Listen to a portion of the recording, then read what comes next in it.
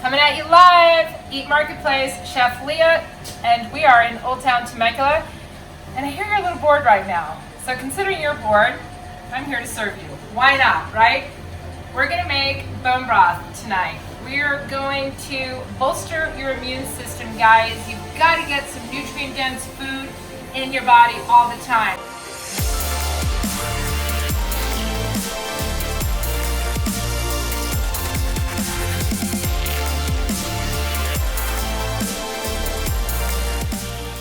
The great thing about this broth, you can drink it just like coffee or tea, right? You can have a hot cup 3 to 4 times a day. It's fantastic for you.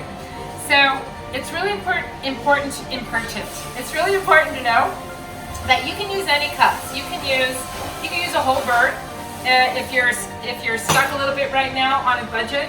I don't want you to think that you have to necessarily have to go out and buy a nice cut of chicken or go to a farm and get all your bones. You can use the legs, the thighs, chicken breast. We got these are bone in. I'm going to show you quickly how to take the bone out.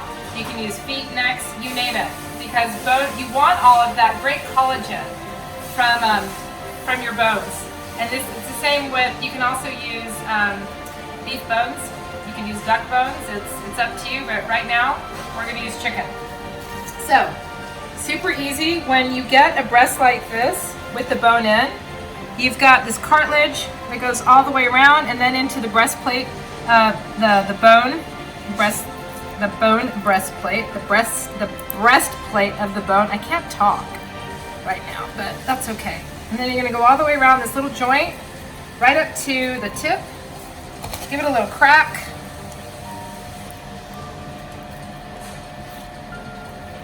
And so you just gotta kind of butterfly that off because you don't really want to waste a lot of meat. The thing about this is the little meat bits are going to get into your broth, and you want that, right? So we got that baby off, and then you always just want to feel the top here and make sure all the bones are out. There's always this crazy little sharp bone right at the top that you can pull out or you can cut out, but you want to be really careful of that, right? Especially if you're going to feed any of this chicken to your pets. In all seriousness, you don't want to choke them. And then we're just going to take these fat bits off because we're going to roast them. I'm going to go ahead and take the chicken tender off. One more for good practice, right? Look at that. You see that bone right there? So I'm going to show you when we take this plate out here how to snap that out. So just take it all the way down. You can feel it with your finger where it's going to. Right? Be careful. Be careful where you're placing your fingers. Please wear gloves right now when you're cooking for other people, even your family, because it's not nice to spread germs. And you see how that bone just pops out right there? Just give it a little bit of help all the way around, and then just cut that out.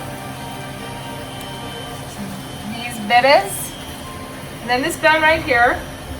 Wow, did you see how easy that was? That was crazy. It just comes right on out. And then we have another one that's hiding here. So I'm just going to go ahead and take that piece out. Little surprise for Chef right now. Whatever. But look at how deep that bone goes. So you don't want that puppy to go down your throat. You don't want to let it get caught, get lost in your broth. So you see this tender? This is your chicken tender, and it comes off really easily. You're just going to take it all the way down that cartilage line there. Look at that. Just disconnects, just like that. There's your chicken tender, there's your breast. So we can roast the breast too, and then you can use them for things like enchiladas. You can shred the meat for enchiladas. You can chop it up.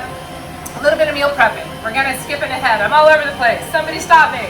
Okay, so we can shred it for enchiladas. We can chop it up for chicken salad. There's so many different uses. Obviously, the tenders are great for the kids, right? You can make chicken skewers with the kids. It's kind of endless when it comes to chicken. So, putting another pair of gloves on. We're going to take all these bits and pieces, and we're going to roast them. I'm just gonna go ahead and put the breasts on here too, and I'll just pull the bones out when they're ready. The bones are gonna take about maybe 10 minutes. And you wanna roast them because you're getting this really beautiful caramelization, and it's going to bring out a lot of the flavor, right? A little olive oil, a little bit of salt. That salt will be nice in your stock. And then we're gonna put this in the oven. Ooh, those veggies are pretty. Look at those beautiful veg. Ready for stock. Look at all those nice little brown bits that we call fond, right? So what you're doing when you're roasting a lot of your veg is you're just pulling out the sugar in them. That's, you know, that beautiful sweetness from your carrots and your fennel and your onions. It's by roasting, by taking these extra steps and roasting, you're adding a whole nother layer of flavor to your stock, to your boba. So you can do a one pot.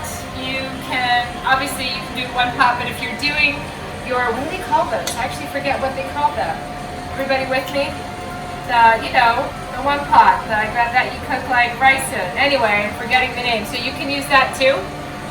I'm kind of old-fashioned. I also have my old school big La Crusette that I'll just leave on for 8 hours. Crack the lid, on simmer, let it go. This is what we have in the kitchen. This is what we're going to use. All right, so let's go ahead and get. Oh, come on! Look at all that. Get all this in here.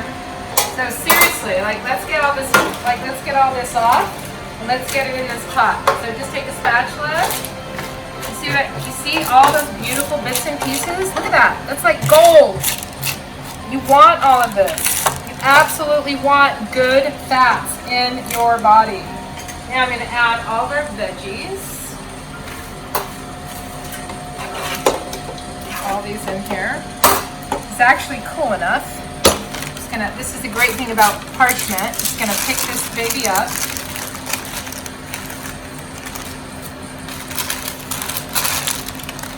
Drop it right in my pan. Okay?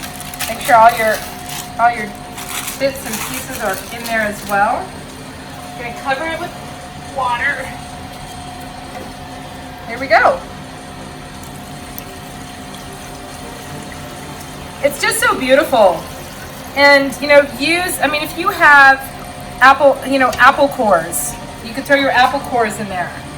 If you you have some, all your celery and your bits and pieces that you've been using throughout the week, for other meal prep, keep all that. You absolutely don't want to throw anything away. You can compost the bits and pieces that are just going to be bitter, but everything else can go into a stock. You can make a vegan stock. You can make a veggie stock. Obviously, your bone broth. I like to have and add all this nutritional value. I don't just use bones alone, but I hate to see food wasted. So please don't waste your food. Keep it for your stocks and your soups, and let's get this on a burner. So we're going to take it to a boil, and once it boils, we're going to bring it down to a simmer, and we're going to let it go for about 8 hours.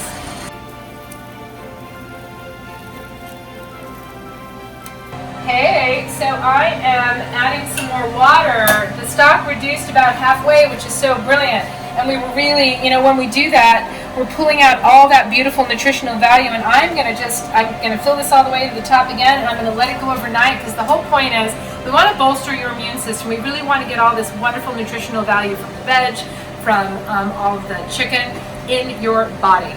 It's so important, and we want you to be happy, and this is a great way to be happy. Cooking in the kitchen with your family, and also eating well. So thank you so much to Rancho Family Medical Group and to Visit Temecula Valley for all your support.